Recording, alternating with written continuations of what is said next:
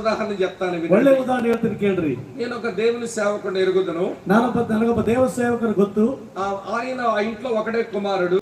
ಆತನು ಆ ಮನೆಗೆ ಒಬ್ಬನೇ ಮಗನು. వాళ్ళిద్దరు తల్లిదండ్రులు మంచి టీచర్స్. వాళ్ళిద్దరు ಆ ತಂದೆ ತಾಯಿಗಳು ಇಬ್ಬರು ಒಳ್ಳೆ టీచర్స్ ಆಗಿದ್ದಾರೆ. వాళ్ళు చాలా బాగా బ్రతికారు. ಅವರು ಬಹಳ ಚೆನ್ನಾಗಿ ಬದುಕಿದ್ರು. వాళ్ళకి పుట్టిన ఒకే ఒక కొడుకు సేవకుడవ్వాలని చదివించారు. ಅವರಿಗಿರುವಂತ ಒಬ್ಬನೇ ಮಗನು ಸೇವಕನಾಗಬೇಕೆಂಬುದಾಗಿ ಓದಿಸಿದ್ರು. అతను ఎంఎస్సి చదువుకున్నా సేవకే వచ్చాడు. ಆತನು ಎಂಎಸ್ಸಿ ಓದಿದ್ರು ಕೂಡ ಸೇವೆಗೆ ಬಂದನು. అతను సేవ చేస్తూ ఉంటుండగా ಆತನು ಸೇವೆ ಮಾಡುವಾಗ వాళ్ళ నాన్నగారు ఒకసారి అన్నారట, ಅವರ ತಂದೆಯವರು ಹೇಳಿದ್ರಂತೆ, ఒరే ಎಲಿಷಾ, నేను ఈ రోజు వెళ్ళిపోబోతున్నాను. ನಾನು ಇವತ್ತು ಹೊರಟು ಹೋಗ್ಲಿಕ್ಕಿದ್ದೇನೆ. నీ వ్యక్తిగత సాక్ష్యం జాగ్రత్త. ನಿನ್ನ ವೈಯಕ್ತಿಕ ಸಾಕ್ಷಿ ಜಾಗ್ರತೆ. దేవుడు నీకు ఇచ్చిన కుటుంబం జాగ్రత్త. దేవుడు ನಿನಗೆ ಕೊಟ್ಟಂತ ಕುಟುಂಬ ಜಾಗ್ರತೆ. దేవుడు నీకు అప్పగించిన సంఘం జాగ్రత్త అన్నాడు. దేవుడు ನಿನಗೆ ಕೊಟ್ಟಂತ సభೆ విషయ జాగ్రతే. ఎలీషా గారికి ఆశ్చర్యం అనిపించింది. ఎలీషాకి ఆశ్చర్యమైతంతే. ఎక్కడ డాడీ మీరు వెళ్తారు? డాడీ ఎಲ್ಲಿಗೆ ಹೋಗ್ತೀಯಾ ಅಂತ ಕೇಳಿದ್ರು. ప్రభు దగ్గర వెళ్ళిపోవాలని ఉందరా అంటే ಕರ್ತನ ಬಳಿಗೆ ಹೋಗ್ಬೇಕಂದಿದೆ ಅಂತ ಹೇಳಿದ್ರು. అంటే చచ్చిపోతానని చెప్తున్నాడు. ನಾನು ಸತ್ತು ಹೋಗ್ತೀನಿ ಅಂತ ಹೇಳ್ತಾ ಇದ್ದಾನೆ. అదేంటి డాడీ అలాగంటారు? అదేంటి డాడీ ಹಾಗೆ ಹೇಳ್ತೀರಾ? మీరు చాలా కాలం సుఖాలు అనుభవించలేదు. ನೀವು ಬಹಳ ದಿವಸ ಸುಖಗಳನ್ನು ಅನುಭವಿಸಲಿಲ್ಲ. మీ కొరకు అన్ని కంఫర్ట్స్ అన్ని ఏర్పాటు చేశారు కదా. ನಿಮಗೋಸ್ಕರ ಸುಖಕ್ಕಾಗಿ ಎಲ್ಲವನ್ನು ಏರ್ಪಾటు ಮಾಡಿದ್ದೇನೆ. సంతోషంగా మీరు ఉండాలి. ನೀವು ಸಂತೋಷವಾಗಿರ್ಬೇಕು. మీరు వెళ్ళిపోతానంటారు ఏంటి? ನೀವು ಹೋಗ್ಬಿಡ್ತೀನಿ ಅಂತ ಹೇಳ್ತಾ ಇದ್ದಾರೆ. ನೀನು వాళ్ళ నాన్నగారు అంటున్నారు, ತಂದೆಯವರು ಹೇಳಿದ್ರು, లేదురా ప్రభు వచ్చామంటున్నాడు. ಇಲ್ಲ ಕರ್ತನು ಬಂದ್ಬಿಡಿ ಅಂತ ಹೇಳ್ತಾ ಇದ್ದಾರೆ. వెళ్ళిపోతాను ఈ రోజు అంటున్నాడు. ನಾನು ಇವತ್ತು ಹೊರಟೋಗ್ತೀನಿ ಇವತ್ತೆಂದು. ఈ ముసలానికి ఏమొచ్చింది ఇట్లా? ಈ ಮುದುಕರಿಗೆ ಏನು ಬಂತು ಹೀಗೆ? చాదస్తం బాగా పెరిగినట్టుంది.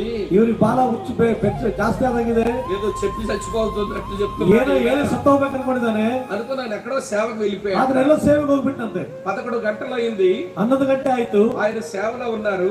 ಸೇವೆಯಲ್ಲಿ ಆತರಿದ್ದಾನೆ. కబురు వచ్చింది మీ నాన్నగారు చచ్చిపోయారని. ಆತನಿಗೆ ವರ್ತಮಾನ ಬಂದು ನಿನ್ನ ತಂದೆಯವರು ಸತ್ತು ಹೋಗಿದ್ದಾರೆ ಅಂತ. ఆయన పరుగుని ఇంటికి పోయాడు. ಆತನು ಓಡುತ್ತಾ ಮನೆಗೆ ಹೋದನು. వాళ్ళకి నాన్న అంటే చాలా ప్రేమ. ಆತನಿಗೆ ತಂದೆ ಅಂದ್ರೆ ಬಹಳ ಪ್ರೀತಿ. కారణం అంటే ఒకే కొడుకు గనుక ఆయన కూడా చాలా బాగా ప్రేమించి పెంచాడు. ಒಬ್ಬನೇ ಮಗನಾಗಿರೋದ್ರಿಂದ ತಂದೆ ಕೂಡ ಬಹಳ ಪ್ರೀತಿ ಮಾಡಿ ಬೆಳೆಸಿದ್ದಾನೆ. మొత్తానికి వాళ్ళ నాన్నగారికి సమాధి కార్యక్రమాలను ముగించాడు. ತಂದೆ సమాధి కార్యವನ್ನು ಎಲ್ಲವನ್ನು ಮುಗಿಸಿದನು. సరే నాన్నగారికి సమాధి అంతా చేసేసిన తర్వాత ತಂದೆಗೆ సమాధి ಮಾಡಿದ ಮೇಲೆ వాళ్ళ నాన్నగారు బట్టలన్నీ హ్యాంగర్ కి అట్లా మేకు తగిలించి ఉంటేను ಬಟ್ಟೆಗೆ ತಂದೆಯ ಬಟ್ಟೆಗಳೆಲ್ಲ ಅಲ್ಲಿ ಹ್ಯಾಂಗರ್ ಹಾಕಿರುವಾಗ బట్టలు పట్టుకుని ఏడుస్తున్నట్ట. ಆ ಬಟ್ಟೆಗಳನ್ನು ಅಳ್ತಾ ಇದ್ದಾರಂತೆ. వాళ్ళ అమ్మగారు వచ్చి అంటున్నారు, ಅಮ್ಮ ಬಂದು ಹೇಳ್ತಾ ಇದ್ದಾರೆ, ఒరే ఎలీషా ఎందుకు అలా ఏడుస్తున్నావు? ಎಲಿಷಾ ಯಾಕೆ ಅಳ್ತಾ ಇದೀಯಾ? మీ నాన్నగారు ఎక్కడికి వెళ్ళిపోయారా? ನಿಮ್ಮ ಅಪ್ಪ ಇಲ್ಲಿ ಹೋಗಿದ್ದಾನೆ. ప్రభు దగ్గర కదా వెళ్ళిపోయారు. ಕರ್ತನ ಹತ್ರ ಹೋಗಿದ್ದಾನಲ್ಲ. మనం కూడా అక్కడికే వెళ్ళిపోతాం కదా. ನಾವು ಕೂಡ ಅಲ್ಲೇ ಹೋಗ್ಬಿಡ್ತೀವಲ್ಲ. అలా ఏడకూడదు కొడుక. ನಮಗ ಆಗ ಆಲಬಾರ್ದು ಮಗನೇ. నువ్వు వాళ్ళు ఏడ్చావనుకో, ನೀವು ಆಗ ಹತ್ತಿರ ಅಂದ್ಕೊಳ್ರಿ. ఏమి సాక్ష్యం చెప్తావురా? ಏನ್ ಸಾಕ್ಷಿ ಹೇಳ್ತೀಯ ನೀನು? ఏమి సేవకుడుగా ఉంటావురా? ಏನು ಸೇವಕನಾಗಿರ್ತೀಯ ನೀನು? నిరీక్షణ లేనివాడిలా ఏడుస్తావేంటి? ನಿರೀಕ್ಷೆ ಇಲ್ಲದವನಾಗಿ ಅಳ್ತಾ ಇದೆಯಲ್ಲ అని ఆ ముసలాం అందట. ಆ ತಾಯಿ ಹೇಳಿದ್ರಂತೆ. ఈయన అనుకున్నాడట, ఈయన ಅಂದ್ಕೊಂಡಂತೆ, ఈవిడ గారు ಈಕೆ ఆయనకి ఎలాంటి భార్యో, ಈಕೆ ಆತನಿಗೆ ಎಂತ ಹೆಂಡ್ತೋ, నాకు ఎలాంటి తల్లో. ನನಗೆ ಎಂತ ತಾಯಿಯೋ. తండ్రి చచ్చిపోయాడని ఏడుస్తుంటాము, ఏడవదో నన్ను ఏడవనివ్వదు. ತಂದೆ ಸತ್ತೋಗಿದ್ರಂತ ನಾನು ಅಳ್ತಾ ಇದ್ರೆ ಆಕೆ ಹೇಳೋದಿಲ್ಲ, ನನ್ನನ್ನು ಅಳಗೊಳಿಸಂಗಿಲ್ಲ. వాళ్ళ అమ్మగారిని చూసి కొంచెం నొచ్చుకున్నట్ట. ಅವರ ಅಮ್ಮನನ್ನು ನೋಡಿ ಸ್ವಲ್ಪ ಬಾಧಪಟ್ಟನಂತೆ. మొత్తానికి ఆ సమాధి అయ్యాక 3 రోజులు అయింది. ಸಮಾಧಿ ಆದ್ಮೇಲೆ 3 ದಿವಸ ಆಯ್ತು. ఈయన ఎక్కడో ఇలాగే పరిచర్యకి వచ్చేసాడు. ಹೀಗೆ ಸೇವೆಗಾಗಿ ಆತನು ಹೋದನು. వాళ్ళ అమ్మ కోడలు తందట, ಅವರ ಅಮ್ಮ ಸೊಸೆ ಅಂತ ಹೇಳಿದ್ರಂತ, పాప ಮಗನೇ గోంగూర రొయ్యలు ఇష్టం కదా, ನನಗೆ ಪ್ರಾನ್ಸ್ ಅದು ಬಹಳ ಇಷ್ಟ ಅಲ್ಲ ಅಂತ ಹೇಳಿದ್ರು. కానీ గోంగూర రొయ్యలు కూర చేసి పెట్టమ్మా, ಅವುಗಳನ್ನು ಮಾಡಿಡಮ್ಮ, నేను తినేసి వెళ్ళిపోతానంటుంది. ನಾವುಗಳನ್ನು ತಿಂದು ಹೋಗ್ಬಿಡ್ತೀನಿ ಅಂತಂದ್ರು. అత్తమ్మ మీరెక్కడికి వెళ్తారు అంత కోడలు. ಅತ್ತೆ ನೀವೆಲ್ಲಿಗೆ ಹೋಗ್ತೀರಾ ಎಂದ್ರು ಸೊಸೆ. మీ మామయ్య గారి దగ్గరికి వెళ్ళిపోవాలి కదమ్మా. ನಿಮ್ಮ ಮಾವನ ಹತ್ರ ಹೋಗ್ಬೇಕಲ್ಲಮ್ಮ. ప్రభు వచ్చామంటున్నాడు, వెళ్ళిపోతాను తల్లి. ಕರ್ತನ ಬಂದ್ಬಿಡ ಅಂತ ಹೇಳ್ತಾರೆ, ಹೋಗ್ಬೇಕಮ್ಮ. ఇదేంటి ఈవిడ కూడా ఎలా చెప్తుందని ఆశ్చర్యపోయిందంట. ఈమె కూడా ಈಕೆ ಕೂಡ ಈಗ ಹೇಳ್ತಿರೋದು ಆಶ್ಚರ್ಯವಾಯ್ತು. ఏమోలే ముసలావిడైంది కదా, చేతస్థానికి అట్లా మాట్లాడుతుంది, ಏನೋ ಮುದುಕಾಗಿದಾರಲ್ಲ ಹಾಗೆ ಮಾತಾಡ್ತಾರಲ್ಲ ಅನ್ಕೊಂಡ್ರು. ఆ మొత్తానికి గోంగూర రొయ్యలు చేసి పెట్టింది. ಆ ರೀತಿಯಲ್ಲಿ ಊಟವನ್ನು ಸಿದ್ಧ ಮಾಡಿಟ್ರು. ఆమె తినేసిన తర్వాత మధ్యాహ్నం 1 గంట పడుకునే అలవాటు ఉంది. ಆಮೇಲೆ ತಿಂದ ಮೇಲೆ ಮಧ್ಯಾಹ್ನ 1 ತಾಸು ಮಲಗುವ ಅಭ್ಯಾಸ ಇದೆ. మంచం మీద పడుకుంది. ಮಂಚದ ಮೇಲೆ ಮಲ್ಕೊಂಡ್ರು. సాయంత్రం 5 గంటల లేచిపోతుంది. ಸಾಯಂಕಾಲ 5 ಗಂಟೆಗೆ ಎದ್ದೇಳಬೇಕು. 5 దాటింది కానీ అత్తమ్మ లేవల. 5 ಗಂಟೆ ಆಯ್ತು, ಆದ್ರೆ ಅತ್ತೆ ಎದ್ದೇಳಲಿಲ್ಲ. ఆమె గదిలోకి వచ్చి అత్తమ్మ అత్తమ్మ అని పిలిచింది. ಆ ಒಂದು ರೂಮಲ್ಲಿ ಕೋಣೆಯಲ್ಲಿ ಬಂದು ಅತ್ತೆ ಅತ್ತೆ ಎಂಬುದಾಗಿ ಕರೆದ್ರು. అత్తమ్మ దగ్గర నుంచి ఏ స్వరం వినబడల. ಅತ್ತೆ ಹತ್ರದಿಂದ ಏನು ಸ್ವರ ಕೇಳಲಿಲ್ಲ. దగ్గరకు వచ్చి కుదిపింది, అత్తమ్మ అత్తమ్మ అని. ಹತ್ತಿರ ಬಂದು ಅಲ್ಲಾಡಿಸಲು ಅತ್ತೆ ಅತ್ತೆ ಎಂಬುದಾಗಿ. కానీ అత్తమ్మ అప్పటికే ప్రభు బయలుదేరి వెళ్ళిపోయింది. ಅತ್ತೆ ಅಷ್ಟೊತ್ತಿಗೆ ದೇವರ ಹತ್ರ ಹೋಗ್ಬಿಟ್ರು. సరే ఆమెకి సమాధి కార్యక్రమం ఏర్పాటు చేస్తుంటే ಆಕೆಗೆ ಸಮಾಧಿ ಕಾರ್ಯಕ್ರಮ ಏರ್ಪಾటు ಮಾಡುವಾಗ ఆ వీధిలో ఉన్న ఒక చౌదరి గారు వచ్చారు. ಆ ಬೀದಿಯಲ್ಲಿರುವ ಒಬ್ಬ ಚೌಧರಿ ಅವರು ಬಂದ್ರು. ఏమండి అమ్మగారి గురించి ఏమేమో చెప్తున్నారు ఇక్కడ, ಇಲ್ಲಿ ಅಮ್ಮನ ವಿಷಯದಲ್ಲಿ ಏನೇನು ಹೇಳ್ತಾ ಇದ್ದಾರೆ, వీళ్ళిద్దరిని నేను బాగా ఎరుగుదను, ಇವರಿಬ್ಬರ ವಿಷಯದಲ್ಲಿ ನನಗೆ ಚೆನ್ನಾಗಿ ಗೊತ್ತು, నేను క్రైస్తవుని కనుక రెండు మాటలు చెప్తానండి. ನಾನು ಕ್ರೈಸ್ತವನಲ್ಲ ಆದ್ರೆ ಇವ್ರ ಬಗ್ಗೆ ಎರಡು ಮಾತು ಹೇಳ್ತೇನ್ರಿ ಅಂತ ಹೇಳಿ. సరే చెప్పండి చౌదరి గారు అని ఇచ్చిన. ಹೇಳ್ರಿ ಚೌಧರಿಗಳೇ ಹೇಳಿದ್ರು. చౌదరి గారు పెద్ద రైతు ఆ ప్రాంతంలో. ಆ ಪ್ರಾಂತದಲ್ಲಿ ಚೌಧರಿ ಅವರು ಒಂದು ದೊಡ್ಡ ರೈತರು. తెనాలి పక్కన దుగ్గిరాల ఆ గ్రామం, ತೆನಾಲಿ ಪಕ್ಕದಲ್ಲಿ ದುಗ್ಗಿರಾಲ ಅನ್ನುವಂತ ಸ್ಥಳ ಅದು. చౌదరి గారు మైక్ తీసుకుని అన్నారు, ಚೌಧರಿ ಅವರು ಮೈಕ್ ತೆಗೆದುಕೊಂಡು ಹೀಗಂದ್ರು, ఈ రోజున మా పిల్లలంతా బాగా చదువుకొని విదేశాల్లో పెద్ద పెద్ద ఉద్యోగాలు చేయడానికి కారణం టీచర్ గారు మాస్టర్.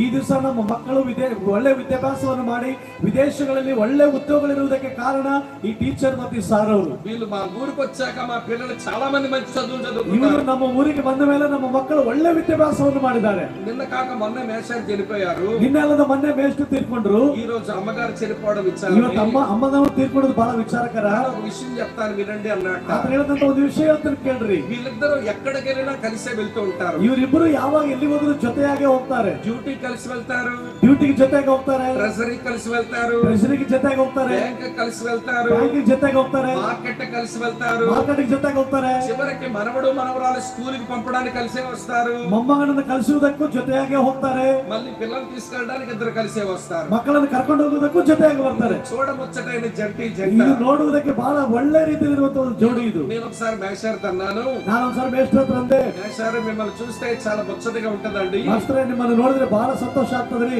కానీ నాకు భయం వేస్తుందండి ಆದ್ರೆ అన్నాడు. ನನಗೊಂದು ಭಯ ಆಗ್ತದೆ ಅಂದ್ರಂತೆ. ఏంటండి చౌదరి గారు మీ భయం అన్నారంటే, ಏನಯ್ಯ ಚೌಧರಿ ಅವರು ನಿನ್ನ ಭಯ ಅಂತ ಕೇಳಿದಂತೆ ಮಾಸ್ಟ್ರು. ఏం లేదండి, మీ ఇద్దరు ఎవరైనా వాళ్ళు చచ్చిపోతే తరువాత వాళ్ళు ఏమైపోతారని భయం వేస్తుంది అన్నారు. ಅಯ್ಯ ನಿಮ್ಮಲ್ಲಿ ಇಬ್ಬರಲ್ಲಿ ಯಾರಾದ್ರೂ ಒಬ್ರು ಸತ್ತೋದ್ರೆ ನೆಕ್ಸ್ಟ್ ಅವ್ರದ್ದು ಏನು ಪರಿಸ್ಥಿತಿ ಅಂತ ಹೇಳಿದ್ರಂತೆ. అప్పుడు మేషారు అన్నారు, ಆ ಮಾಸ್ಟರ್ ಹೇಳಿದ್ರು, చౌదరి గారు మీరు ఏం భయపడొద్దండి, ಚೌಧರಿ ಅವರೇ ನೀವೇನು ಭಯಪಡ್ಬೇಡ್ರಿ, ఆవిడ వెళ్ళిపోయింది అనుకోండి, ಅವ್ರು ಹೊರಟೋದ್ರು ಅನ್ಕೊಳ್ರಿ, 3 రోజులు నేను వెళ్ళిపోతా, 3 ದಿವಸಕ್ಕೆ ನಾನು ಹೋಗ್ಬಿಡ್ತೀನಿ. ఒకవేళ నేను ముందు వెళ్ళిపోయాను అనుకోండి, ಒಂದ್ ವೇಳೆ ನಾನು ಮುಂದೆ ಹೋಗ್ಬಿಟ್ಟು ಅನ್ಕೊಳ್ರಿ, 3 రోజులకు ఆవిడ వచ్చేస్తాం. 3 ದಿವಸಕ್ಕೆ ಆಕೆ ಬಂದ್ಬಿಡ್ತಾಳೆ. మేము అలా ప్రార్థన చేసుకున్నామండి, ನಾವು ಹಾಗೆ ಪ್ರಾರ್ಥನೆ ಮಾಡಿದೀವ್ರಿ, కనుక మేమేమి కుమిలిపోమండి. ನಾವು ಕುಗ್ಗುವುದಿಲ್ಲರಿ.